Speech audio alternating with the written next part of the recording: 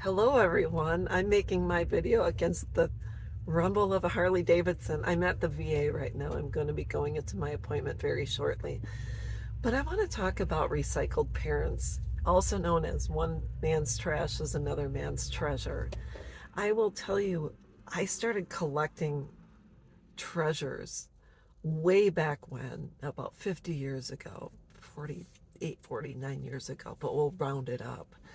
And so, anyways, I remember as a little girl, up the block from me lived Mr. and Mrs. Brinkman, and I used to walk their dogs, and I just loved, just the nicest people. One day, Mrs. Brinkman had a rummage sale, and she just set a couple of tables up in front of her yard, and I ran over, and marked on this wooden jewelry box with a picture on the top was $1, and I bought it from her, and that was when I started collecting.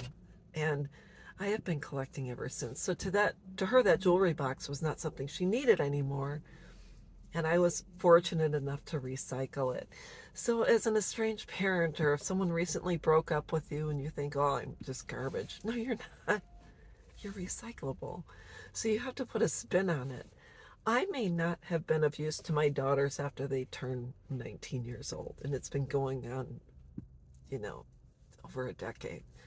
But I'm of use to other people, and I'll share this with you. A number of years ago, about 7, 8 years ago, maybe 9, I had rented a one-bedroom apartment not too far from the airport in Milwaukee, and I would have these rummage sales every weekend, and the neighbor next door, a Hispanic family, the dad would come over and check what I had, and he said, "Oh, my daughter, I'll say Maria, can help you set up and break down and help you carry things." And I thought that would be great. Well, she ended up being an extra daughter for me. And so, I mean, I would pay her for her help, but she became an extra person in my life, and she calls me mom. So she recycled me. Not only that, there's plenty of people in this world who need you and want you in their life. Now, don't get me wrong. If you're a Debbie Downer, maybe not.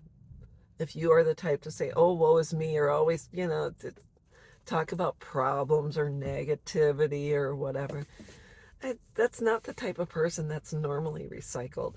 If you're filled with joy and peace and love and kindness, you can be of use anywhere. In fact, I was at Walmart the other day, and I was walking just along the back to go to the grocery section, and I looked to the right, and I saw this woman. Now, I'm 6'1", and I saw a woman who had to have been maybe 4'11", almost 5 feet tall, um, trying to reach a box, I think, of certain tissues off the top shelf. And I looked and I said, "Can I help you?" And she said, "Yes, that would be great."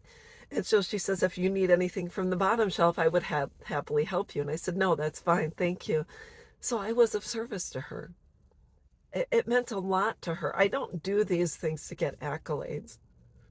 But if you keep your eyes off of your phone and look up and just observe the world around you, you will always see someone in need, and you will have made that person's day. So, anyways, that's all I wanted to talk about today. Recycle. You are recycled. You are not garbage.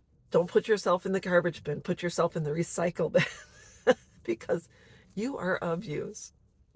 You should be first and foremost of use to yourself. Take care of yourself.